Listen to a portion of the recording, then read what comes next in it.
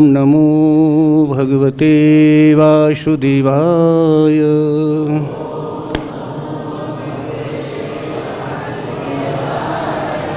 ओम नमो भगवते वासुदेवाय।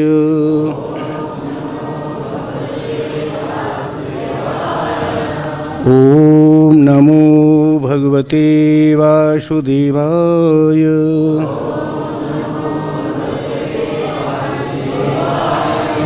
नारायणं नमस्कृत्य नरं चैव नरोत्तमं देवीं सरस्वतीं व्यासं ततो जयमुदीरयेत्। नष्टप्रायेषु भद्रेषु नित्यं भागवत सेवया भगवती उत्तम श्लोके भक्तिर्भवति नैष्टिकी।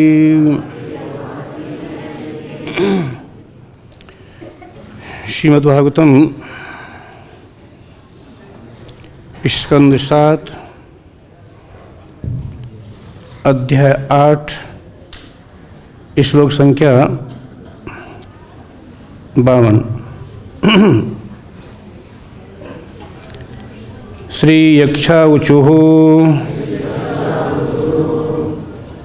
वयम् अनुचरमुखा कर्मभिस्ते मनोज्ञैः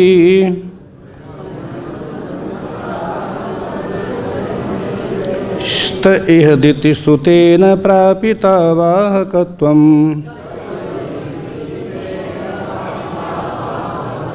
सतुजं परितापं तत्कृतं जानता ते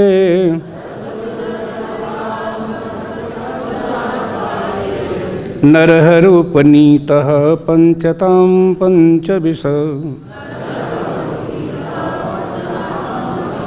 श्रीयक्षावुचुः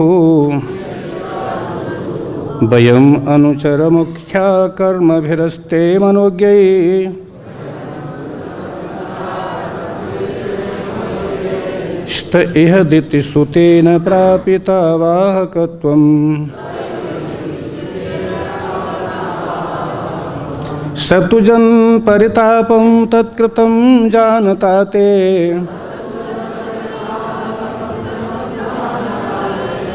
नरहरूपनीतः पंचतां पंचविश। श्रीयक्षावुचुः वयम् अनुचरमुख्या कर्मभिस्ते मनोज्ञैः स्त इह दितिस्तुतेन प्रापिता वाहकत्वम् सतुजं परितापं तत्कृतं जानता ते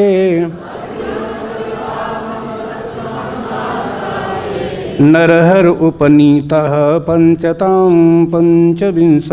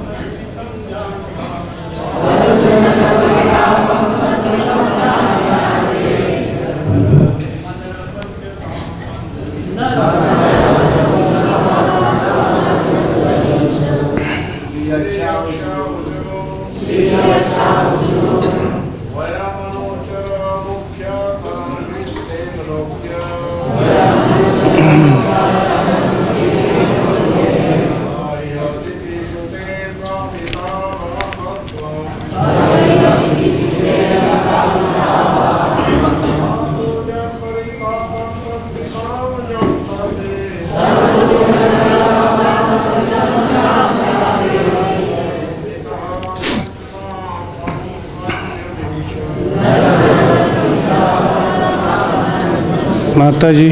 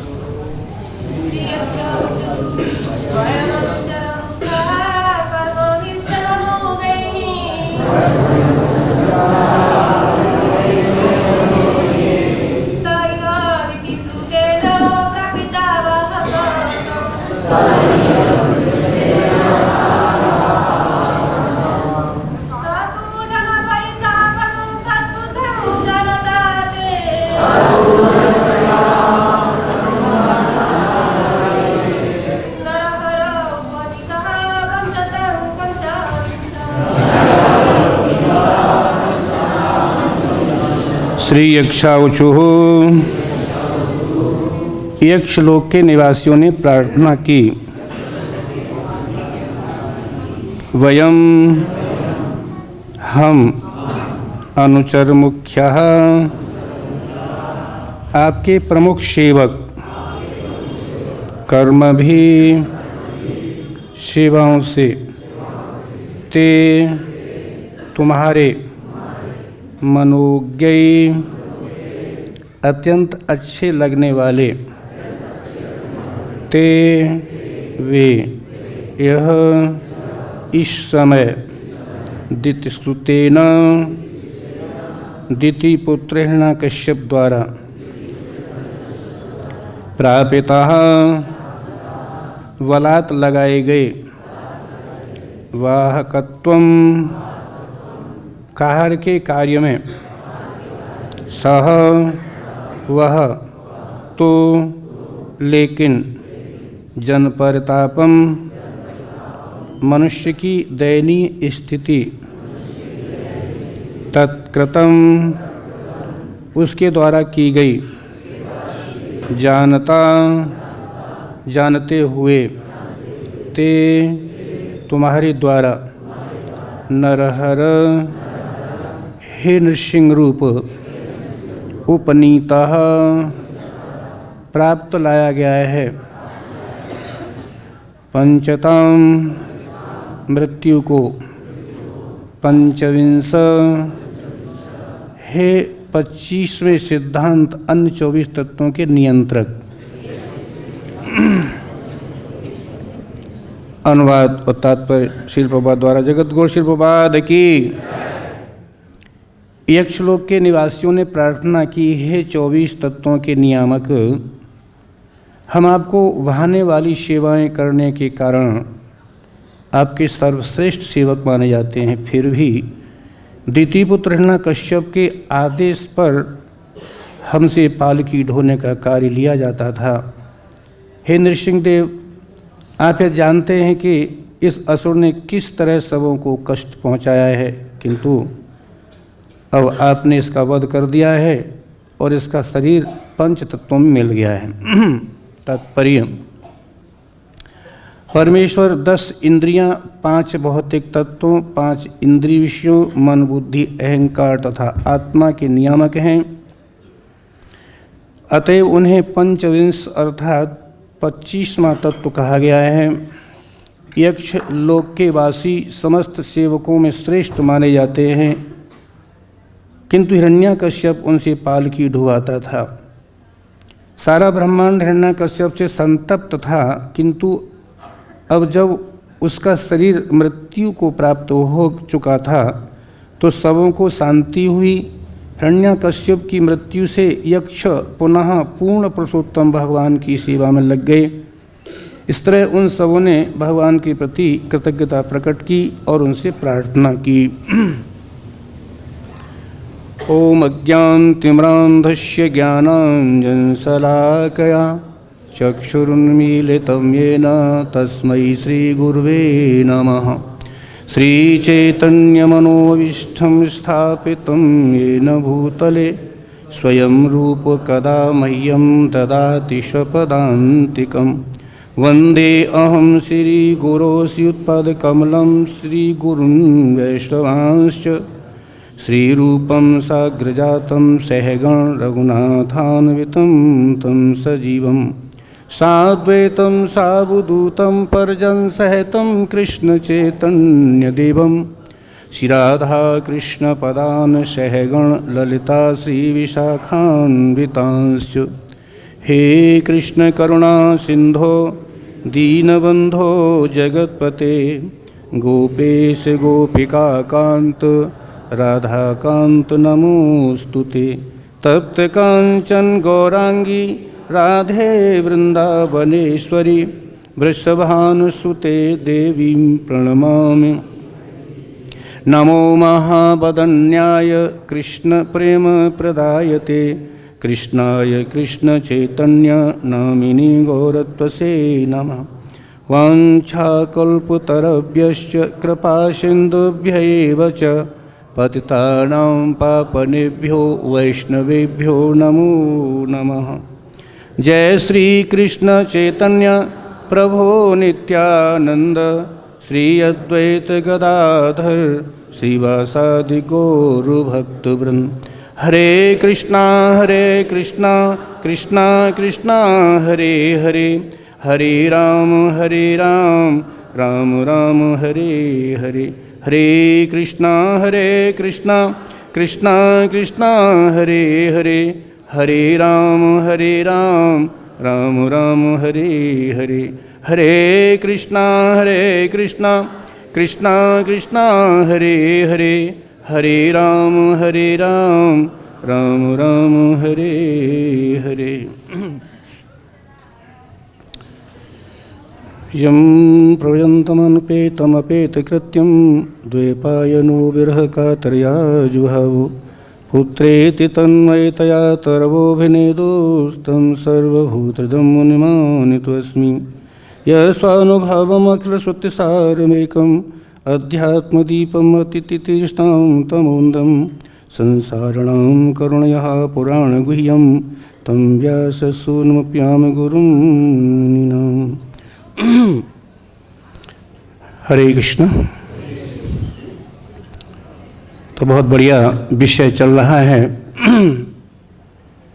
परम भक्त प्रहलाद महाराज जी का,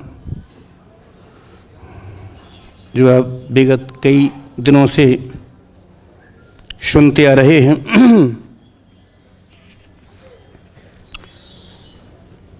इस 7वें अध्याय में, पीछे के 7वें अध्याय में प्रहलाद जी ने अपनी माँ के घर में क्या सीखा उसके बारे में बताया। प्रहलाद जी ने स्वयं बताया अपने मित्रों से, और उनको प्रवचन भी बहुत अच्छा किया उन्होंने। जो मैंने सीखा है अपने गुरु से उसे सुनो और उसे जीवन में उतारो, तुम्हारा भी कल्याण होगा। तो प्रहलाद जी ने पिछले 7वें स्कंद में अपने सहपाठियों के लिए, अपने मित्रों के लिए बहुत अच्छा भागवत धर्म का उपदेश किया। प्रहलाद महान भक्त हैं, तो उनके मुख से जब उपदेश हुआ तो उन सभी बच्चों पर असर पड़ा, क्योंकि शुद्ध भक्त जब बोलता है तो उसकी वाणी का बहुत असर पड़ता है। इतना असर पड़ा कि जितने असुर बालक थे, असुर पुत्र थे, जो प्रहलाद जी के मित्र थे, उस सभी के सभी प्रहलाद जी के उस प्रवचन से सभी के सभी कृष्ण भक्त बन गए। जब कृष्ण भक्त बन गए तो उनके गुरु जी को बड़ा भारी चिंता हुई और बड़े भारी भयभीत हुए कि देखो इस प्रहलाद जी तो ये तो बिगड़ ही गया, इसने सारे बच्चों को विष्णु का भक्त बना दिया। और राजा ये सोचेगा कि मास्टर जी नहीं पढ़ाया होगा ऐसा, तो अब हमारी कुशल नहीं है। बहुत भयभीत हुआ। तो उसने पहले से ही जाकर के राजा को बताया, महाराज देखो इसमें मेरा कोई दोष नहीं है, तुम्हारा पुत्र, तुम्हारा ही पुत्र प्रहलाद जी मेरे बहुत समझाने पर भी नहीं मानता, और यहाँ तक कि उसने सारे बच्चों को अपने जैसा ही कर लिया। वो तो बिगड़ा हुआ है ही, सारे बच्चों को बिगाड़ लिया उसने। सुधरे हुए को बिगड़ा हुआ बता रहा है वो। तो सारे बच्चे बिगड़ गए, पता नहीं कैसा जादू डाल दिया उसने। जब ये बात हिरण्यकश्यप ने सुनी तो बहुत क्रोधित हुआ, इतना क्रोधित हुआ कि अब उस दुष्ट बालक को स्वयं मैं ही अपने हाथों से मारूंगा। जबकि प्रहलाद जी को मारने के बड़े भारी उपाय किए गए थे, बहुत सारे उपाय कर लिए थे, किसी उपाय से प्रहलाद जी का कुछ बाल बांका भी वो नहीं कर पाया। और उसने सुना कि उस प्रहलाद जी ने उस मेरे बालक, उस दुष्ट बालक ने, दुष्ट समझता था बालक को, और दुष्ट बालक ने सब बच्चों को बिगाड़ दिया। हाथ में तलवार उठाई और बड़ी क्रोध से गए, मैं चलता हूं, मैं देखूंगा उस दुष्ट बालक को। और जा करके उससे बड़ा क्रोध में कहा, हे दुर्वनीत मंदात्मन कुलभेद कराधम स्तब्धम मत्शासनोद्धूतम नैसे किम बलोतेगा।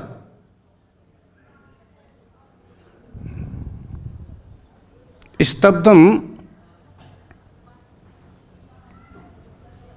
बोले तो आदि यमक्षम, तो ये आज मैं यम के द्वार में पहुंचाऊंगा। क्या क्या कह रहा है अपने महान भक्त से, क्या बोले, हे दुर्वनीत मंदात्मन कुलभेद कराधम, क्या क्या क्या डाला।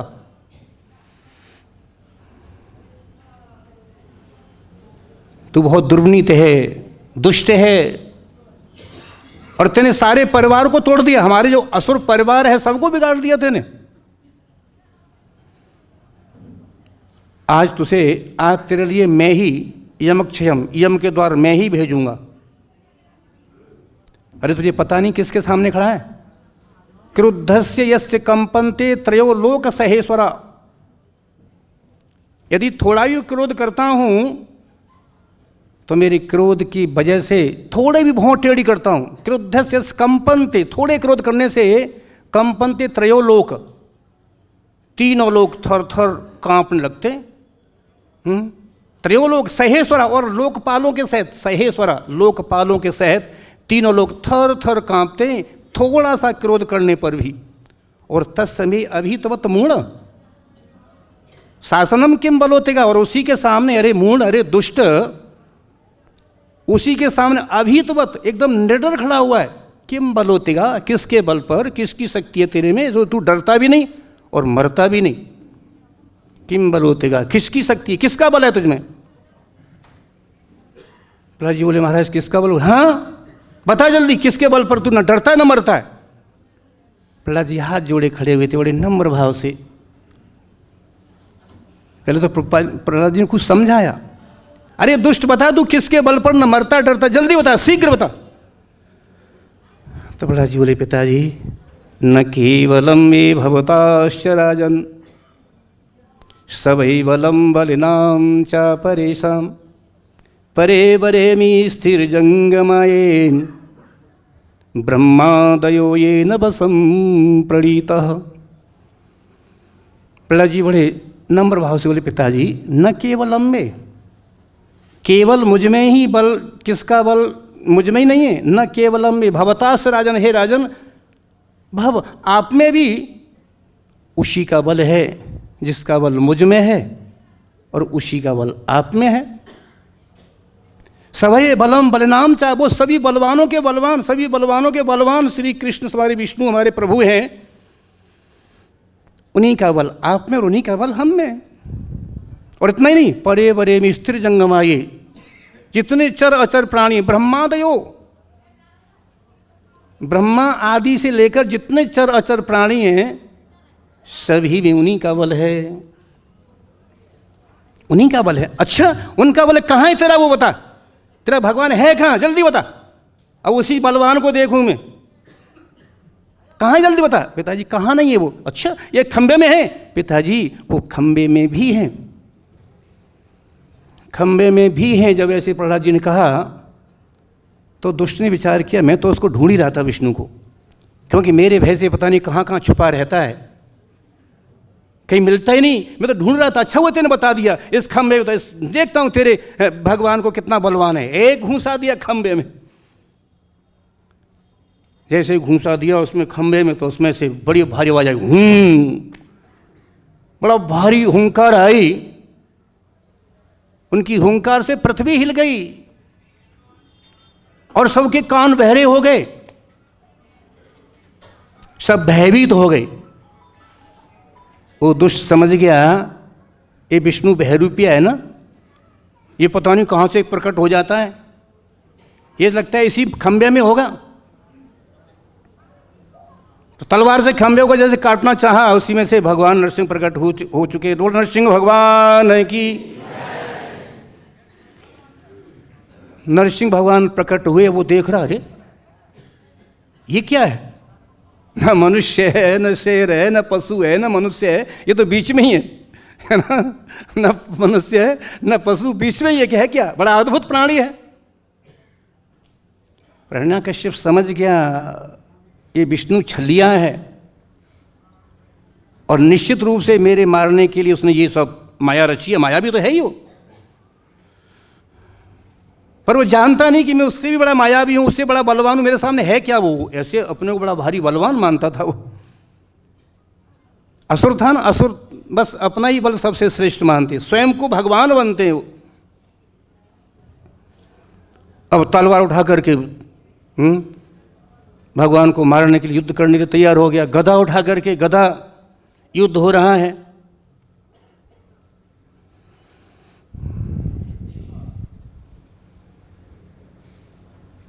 भगवान ने उसे गदा सहित पकड़ लिया, गदा के सहित उसे पकड़ लिया और छटपटा रहा है, पर भगवान ने लीला करने के लिए उसे छोड़ दिया। इधर बहुत सारे देवता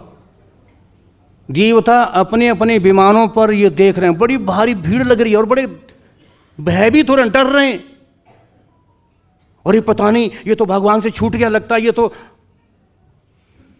कहीं इसने हमको देख लिया तो भगवान को छोड़ के हमारे ऊपर आक्रमण कर देगा ये। क्योंकि देवता बड़े भयभीत रहते थे, उससे बहुत भयभीत रहते थे, बड़े भारी भयभीत हो रहे हैं। इधर भगवान उसको खूब खेल खिला रहे हैं। नारद जी कहते हैं, क्यों नारद जी ये कथा कर रहे हैं, ये नारद जी उपदेश दे रहे हैं, बता रहे हैं, दुष्ट महाराज के लिए बता रहे हैं ये। तो नारद जी बोले कि भगवान ऐसे खेल खिला रहे हैं उस दुष्ट के लिए कि जैसे कभी बिल्ली चूहे को पकड़ लेती है और फिर छोड़ देती है, तो चूहा एकदम कूद के भागता है, मानो हम छूट गए इससे, पर बिल्ली फिर पकड़ लेती है और फिर छोड़ देती है, उसके साथ खूब खिलवाड़ करती है। उसी तरह भगवान उसके साथ खिलवाड़ कर रहे हैं। और फिर भगवान एक समय की भी प्रतीक्षा में थे कि धीरे धीरे वही समय आए, क्योंकि दुष्ट ने ऐसा वरदान मांग रखा है कि न दिन में मरूं, न रात में मरूं, न बाहर न भीतर, है ना, न अस्त्र से, न शस्त्र से, न मनुष्य से, न पशु से। ऐसे ऐसे वरदान मांग रखे हैं इसने, मालूम मृत्यु का दरवाजा ही बंद कर रखा हो इसने, ऐसे वरदान इसने मांग रखे हैं। तो भगवान तो सर्वज्ञ हैं, सुविज्ञ सौराट, सब कुछ जानने वाले हैं, उनसे क्या छुपा हुआ है। भगवान वही प्रतीक्षा कर रहे हैं कि वो शाम संध्या का समय है। संध्या मतलब दिन और रात की संधि होती है, संध्या बोलते हैं। जो पहर संधि होते हैं ना, जैसे जैसे दिन में जब दो पहर इकट्ठे होते हैं, दो पहर, उसको संधि बोलते हैं। सुबह कोई संधि वो भी संध्या होती है, बोलते त्रिसंध्या, बोलते त्रिसंध्या। तो भगवान वो देख रहे शाम की प्रतीक्षा कर रहे हैं कि जब संधि हो, न दिन हो न रात्रि हो, दोनों की संधि हो, तब इसे पकड़, तब इसे मारूं। तो भगवान ने देखा कि अब वो समय आ गया है दुष्ट को मारने का, उसे पकड़ा और पकड़ के भगवान ने उसको खूब झकझोरा और अपनी गोद में बिठा लिया, अपने घुटनों पर उसे बिठा लिया। और भगवान बोले, दुष्ट अब मैं देखूंगा, तेरे हृदय को फाड़ूंगा। तेरे हृदय कैसा पत्थर जैसा है, तेने इसने सुकोमल बच्चे को, जो अपना आत्मज होता है, पुत्र आत्मज होता है ना, वो अपने रूप में पुत्र प्रकट होता है पत्नी से, उसे बोलते हैं आत्मज बोलते हैं।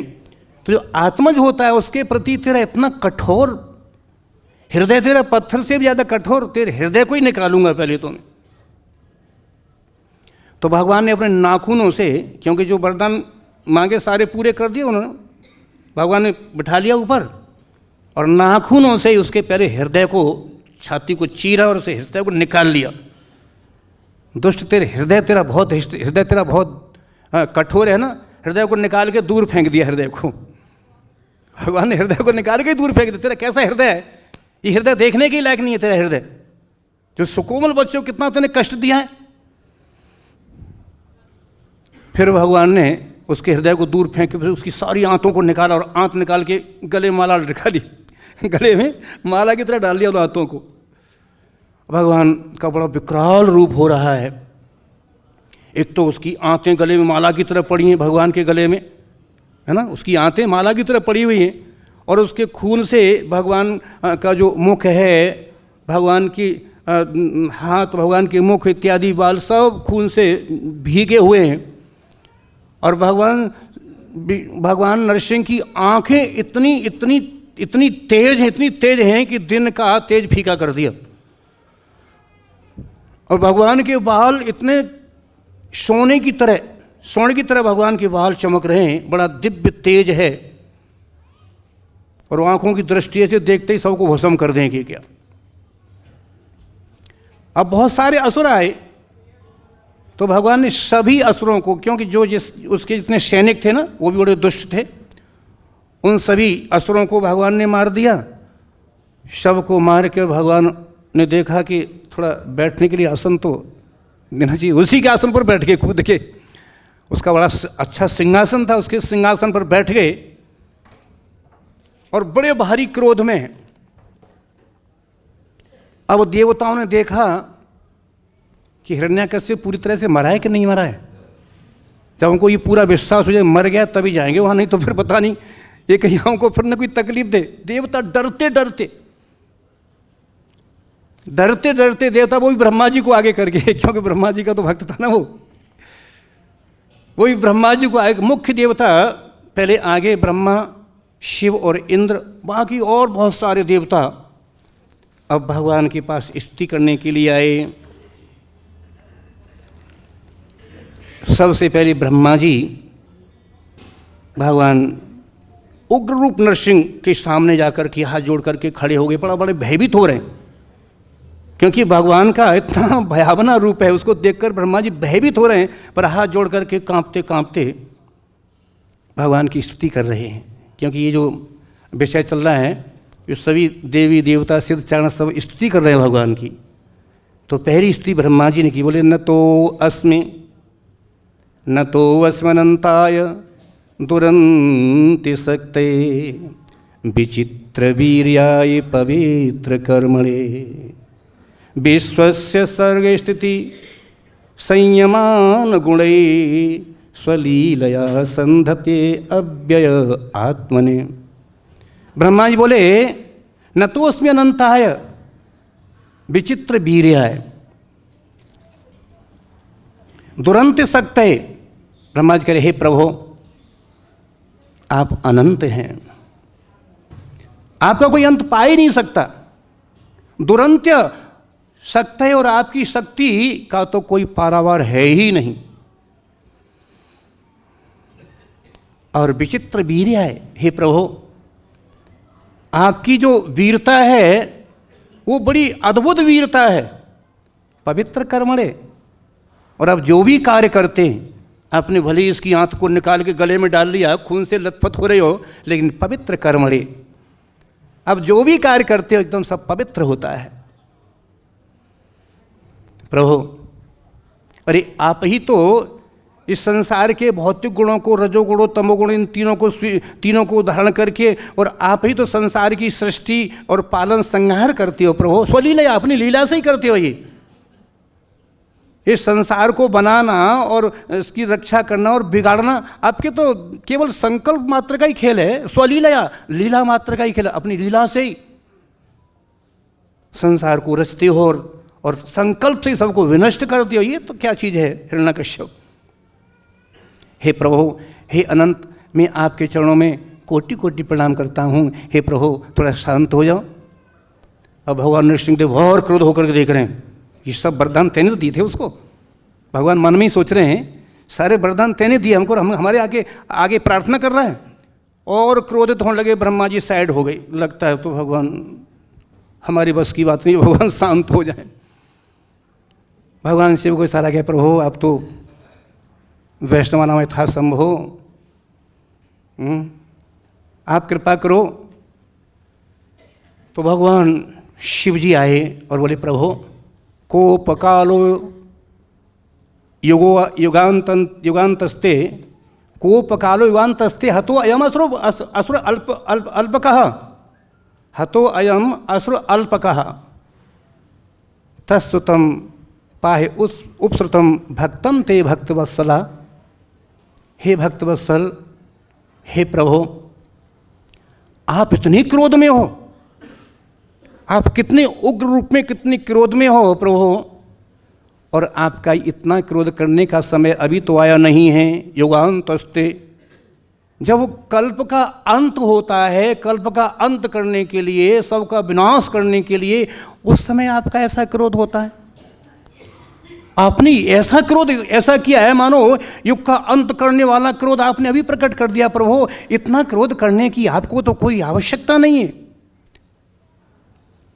ठीक है, आपने दुष्ट को मारने के लिए क्या, हतो अयम असुर अल्पकः, और इस असुर को मारने के लिए ये असुर क्या, अल्पकः, तुम्हारे सामने है ही क्या, तुच्छ है तुम्हारे सामने। तो हतो अयम ये तो मारा जा चुका है ना। प्रभु तत्सुतम पाहे उपसुतम, जो आपका शरणागत भक्त है उसका पुत्र वो आपके पास में खड़ा है, प्रभु उस पर कृपा करो, शांत हो जाओ। भगवान शिव ने खूब बढ़िया स्तुति करी। ब्रह्मा जी ने उत्तम श्लोक से स्तुति की, भगवान शिव ने बड़े भाव से स्तुति की, लेकिन भगवान नृसिंह का क्रोध और बढ़ता ही जा रहा है, क्रोध कम नहीं हो रहा। भगवान शिव भी साइड हो गए, पता नहीं प्रभु की क्या लीला है। भगवान शिव भी साइड हो गए। अब इंद्र जी आए, इंद्र आकर के भगवान को प्रणाम किया और बोले, प्रभु आपने बहुत अच्छा किया, इस दुष्ट को मार दिया। अरे इस दुष्ट ने तो हमारे यज्ञ का भाग सब यही खा जाता था। जितने भी यज्ञ होते थे और उन यज्ञों से हमारी पुष्टि होती थी, जो भी यज्ञ होते सब भाग को, यज्ञ का भाग यही खा जाता, हमारे तक तो एक कण भी नहीं, एक कण तक नहीं पहुंचने देता। प्रभु हम तो तब से भूखे ही मर रहे हैं। आपने बड़ी भारी कृपा की है, बहुत अच्छा आपने हमारे ऊपर उपकार किया, दुष्ट को मार दिया, बहुत अच्छा किया प्रभु। पर भगवान तो शांत नहीं हो रहे। अब वो इंद्र भी स्तुति करके वो भी साइड हो गए। जब इंद्र साइड हो गए और इंद्र ने यहाँ तक कहा कि प्रभु अरे देखो आपने बड़ी भारी कृपा की है, जिस दुष्ट को मार दिया है, क्योंकि आप भक्त वत्सल हैं। जो आपके भक्त हैं, आपके भक्त आपके चरणों को प्राप्त करने के सिवाय, आपकी प्राप्ति के अलावा वो चारों पुरुषार्थ क्या क्या है, धर्म अर्थ काम मोक्ष, चारों पुरुषार्थों का त्याग कर देते। न नाक पृष्ठम न च पारमेष्टम न सार्वभौमम न रसाधिपत्यम न योग सिद्धिर पुनर्भवम वांछन्ति यत्पाद रजः प्रपन्नः। अरे जो भक्त आपके चरणों की रज को प्राप्त करना चाहते हैं, केवल आपकी जो भक्ति चाहते हैं, वो ब्रह्मा जी की पदवी तक नहीं चाहते, और स्वर्ग का राज्य नहीं चाहते, पाताल लोक का भी राज्य नहीं चाहते, इस पृथ्वी लोक का भी साम्राज्य नहीं चाहते, यहाँ तक कि रिद्धियाँ सिद्धियाँ भी नहीं चाहते। अरे और तो और छोड़ो, मोक्ष भी नहीं चाहते। प्रभु आप तो भक्त वत्सल ही हैं, आपने बड़ी भारी कृपा की, इस दुष्ट को आपने मार दिया, अब हम बस सुखी हो गए। इंद्र ने खूब स्तुति की। इंद्र भी थोड़े साइड हो गए, क्योंकि भगवान तो प्रसन्न है ही नहीं रहे, बड़े क्रोध में उग्र रूप में बैठे हुए हैं। अब ऋषि आए, सब लोग ऋषि आकर के वहाँ प्रणाम किया। प्रभु हम आपको प्रणाम करते हैं, प्रभु आपने बड़ी भारी कृपा की, दुष्ट को मार करके हमारे ऊपर तो बड़ी भारी कृपा की। क्यों? क्योंकि आपने ऋषियों के लिए तपस्या बताई है ना, भक्तों के ऋषियों के लिए। इस दुष्ट ने हमारी तपस्या में ही बाधा दे दी, हमारी तपस्या को ही रोक दिया। प्रभु आपने बड़ी भारी भक्ति, बड़ी भारी कृपा की, अब हमारी तपस्या फिर पुनः शुरू हो जाएगी। ये दुष्ट ने हमारी तपस्या को रोक दिया था, हम तपस्या कुछ नहीं कर पाते थे प्रभु, अब आपने इसको विनष्ट करके अब हमारी तपस्या में आपने शुरू करने के लिए बहुत सहायता की प्रभु। तो ऋषि लोग भी इस प्रकार वो स्तुति करके हट जाते हैं।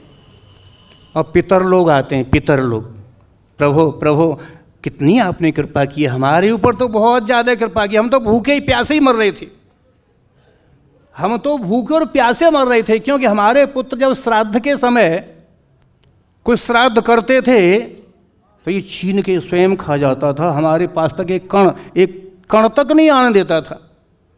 और जब हमारे पुत्र कहीं तीर्थ स्थलों में जाकर के कुछ तिलांजलि अर्पित करते थे, जल अर्पित करते थे, जल भी छीन लेता, हमको एक बूंद जल की भी नहीं मिलने देता था प्रभु।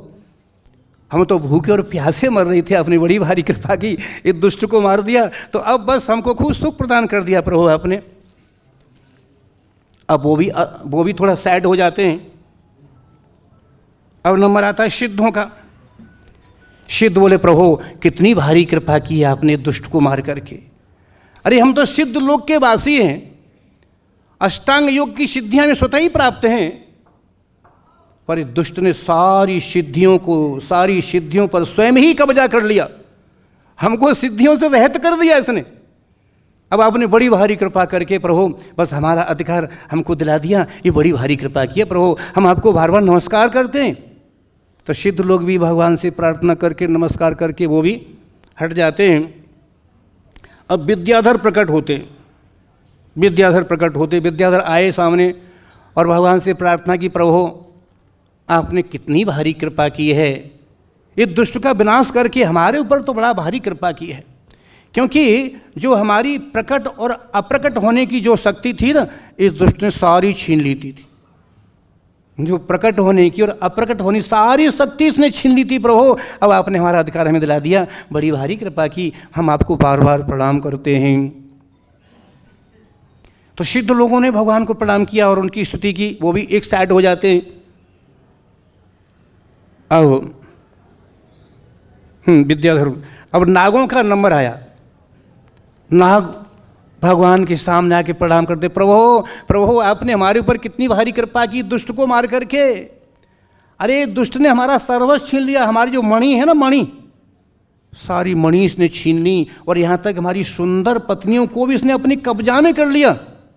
हमारी मणि छीन ली, हमारी पत्नियों को छीन लिया, प्रभु हमें बड़ा भारी कष्ट दिया है। अब प्रभु आपने हमारी संपत्ति हमें वापस करा दी, हमारी पत्नियां हमको वापस करा दी, हमारी मणि हमको वापस करा दी, प्रभु आपने बड़ी भारी कृपा की है, हम आपको बार बार प्रणाम करते हैं।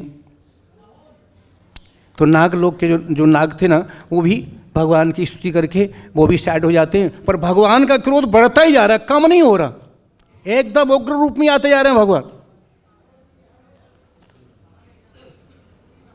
अब मनुओं ने कहा, प्रभु हम सभी मनु आपकी आज्ञा से ही इस संसार की व्यवस्था करते हैं, आपकी आज्ञा से ही, और हमने जो भी नियम बना रखा वर्ण आश्रम का, है ना, वो सब नियम भंग कर दिया इसने। जो हमने नियम बना रखा था वर्णाश्रम धर्म का, सारे धर्म सब नियम इसने भंग कर दिए प्रभु। अब आपने बड़ी भारी कृपा की, दुष्ट को विनाश कर दिया, दुष्ट का नाश कर दिया प्रभु, हम आपको बार बार प्रणाम करते हैं। और नंबर आया प्रजापतियों का। जो प्रजापति हैं, प्रजापति आकर के भगवान को प्रणाम करते, प्रभु आपने दुष्ट को मार करके हमारे ऊपर बड़ी भारी कृपा की, अब हमारा कार्य शुरू हो जाएगा। बोले क्या? बोले प्रभु आपने हमको आदेश दिया था कि सृष्टि की रचना करो और उत्तम संतानें उत्पन्न करो। तो प्रभु उत्तम संतान उत्पन्न करने का इसने हमारा प्रयास ही रोक दिया, हमको उत्तम संतानें करने से ही रोक दिया प्रभु। अब प्रभु आपकी कृपा से हम पुनः आपकी सेवा में लग जाएंगे। इस तरह से जितने प्रजापति थे भगवान की प्रार्थना करके अब वो हट जाते हैं। अब गंधर्व लोग आते हैं, प्रभु कितना आपने बढ़िया उपकार किया है हमारे ऊपर। प्रभु हम तो आपको नाच करके गा करके आपकी प्रसन्नता के लिए आपको रिझाते थे, और इस दुष्ट ने ऐसा आतंक मचा दिया कि इसने हमको बंदी बना लिया और कहता कि हमारा गुणगान गाओ, हमारा कीर्तन करो, हमको प्रसन्न करो नाच करके। तो प्रभु ये हमें सबको अपने सामने खूब नचवाता था, खूब नचाता था और कहता हमारे गुण गाओ। तो प्रभु अब आपने बड़ी भारी कृपा की, इस दुष्ट से हमको मुक्त कर दिया। इधर चारण आए, चारण बोले प्रभु इस दुष्ट को मार के आपने बहुत अच्छा काम किया है, क्योंकि ये दुष्ट ऐसा दुष्ट था, इस दुष्ट की वजह से सबके हृदय में आतंक मचा हुआ था, सब बहुत दुखी थे, सबके हृदय कंपायमान दुखी आतंकित रहते थे। अब आपने दुष्ट आतंकी को मार करके और सबके हृदय के आतंक को शांत कर दिया। प्रभु हम आपके चरणों में बार बार प्रणाम करते हैं। और आज का श्लोक है,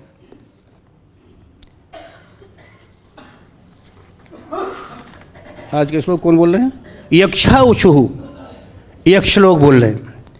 यक्ष कह रहे हैं प्रभु, नहीं यक्ष, हाँ यक्ष ही बोल रहे हैं ना, यक्षा उचु है, हाँ यक्ष बोल रहे हैं प्रभु वयम अनुचर मुख्या कर्मभिस्ते मनोज्ञै स्तहि दित सुतेन प्राप्यता बाहकत्वं सतु जन परितापम तत्कृतं जानता ते नरहर उपनीत पंचतम पंचविंश।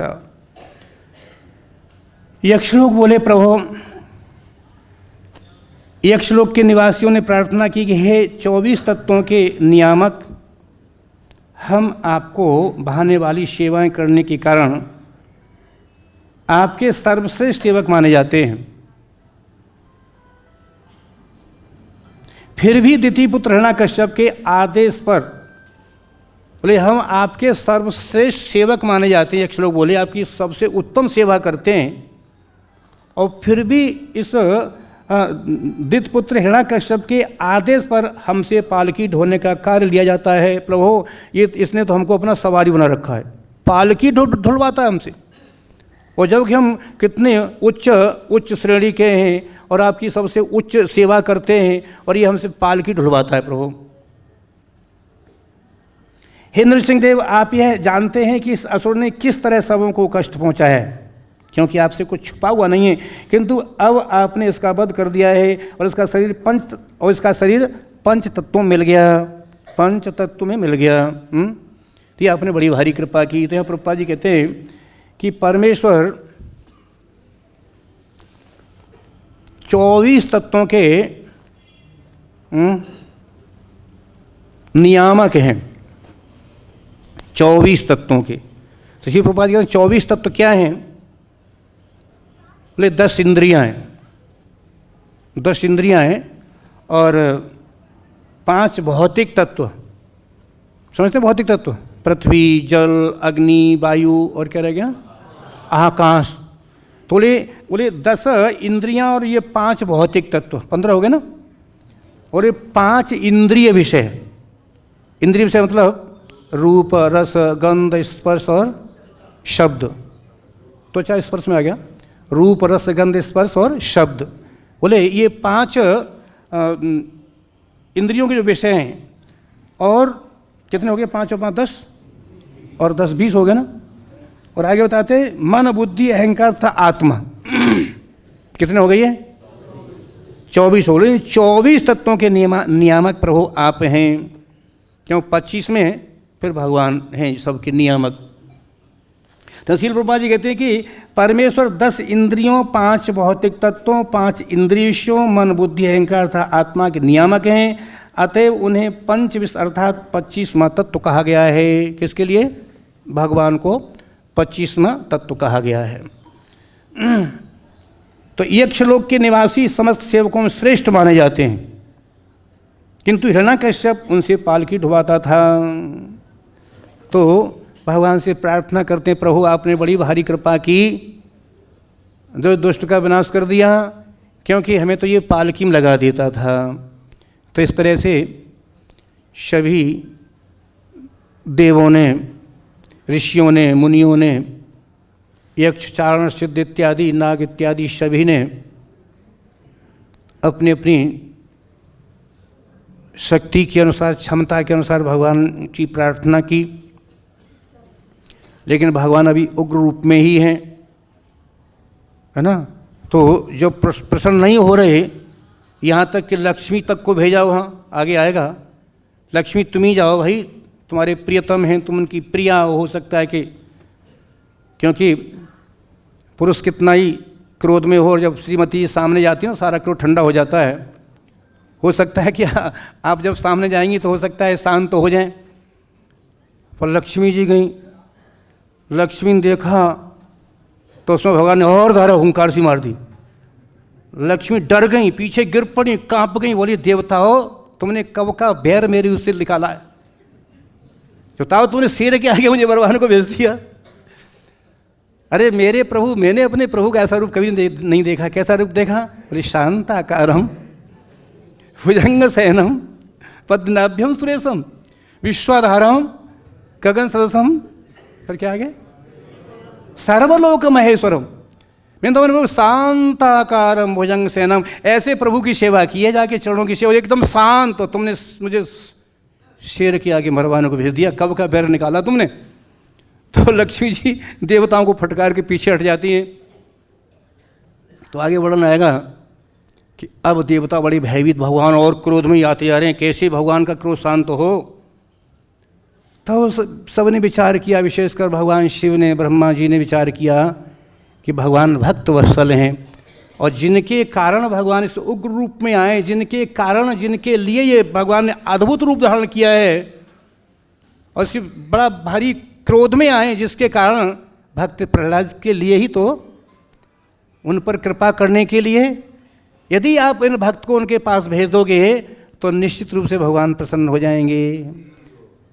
तो सभी देवताओं ने प्रहलाद जी का, प्रहलाद जी देखो तुम्हारे ही कारण प्रभु ने ये रूप धारण किया है, आप जाओ ना, निश्चित रूप से प्रसन्न हो जाएंगे। पर भक्त निडर होते हैं। प्रहलाद जी ने देखा भगवान का रूप ऐसा उग्र, पर बिल्कुल उनके मन में भय ही नहीं आया, निर्भय होकर के भगवान के पास पहुँचे। छोटा सा बालक, 5 साल का था ना, छोटा सा बालक, और भगवान थोड़ा प्रहलाद जी पास में जाकर के जब से पहुँचे, हाथ जोड़ करके प्रार्थना करना चाह रहे हैं, बोले क्या, क्योंकि कोई अच्छे गुरुकुल नहीं पढ़ते तो कोई स्तुति कर, उनको कोई उत्तम श्लोकों से स्तुति कर सके भगवान की, है ना। तो बोले क्या, भगवान ने देखा कि समझ गए भगवान ने अपना कर कमल और प्रहलाद जी के ऊपर रख दिया।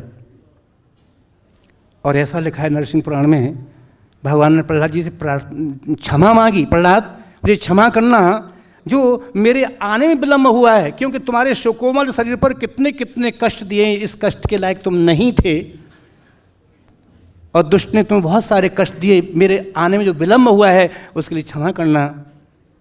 तो अब प्रहलाद जी कह रहे प्रभु शांत हो जाओ। प्रहलाद जी ने बहुत सुंदर स्तुति की है, बोले ब्रह्मा दया सुरगण मुनयोथ सिद्धा, ब्रह्मा दया सुरगण मुनयोत सिद्धा, सत्वेकतानमतयो वचसां प्रवाहै, नाराधितो पुरुगणै अधुनापि प्रभो, किं तुष्टुम अर्हति समे हरिरुग्रजातः।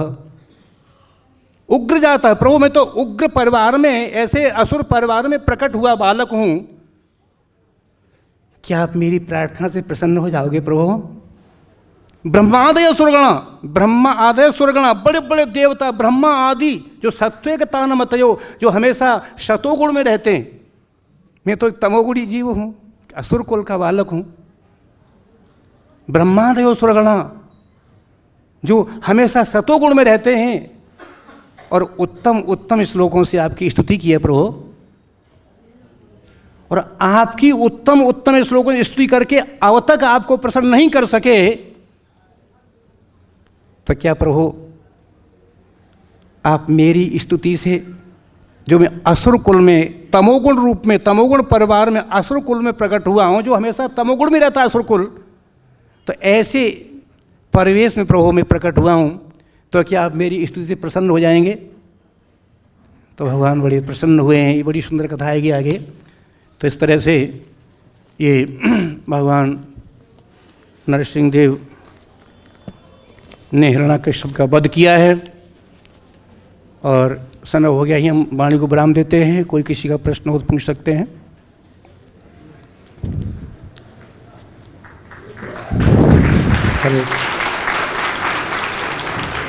हरे कृष्ण। ग्रंथ श्रीमद् भागवतम की, श्रील प्रभुपाद की।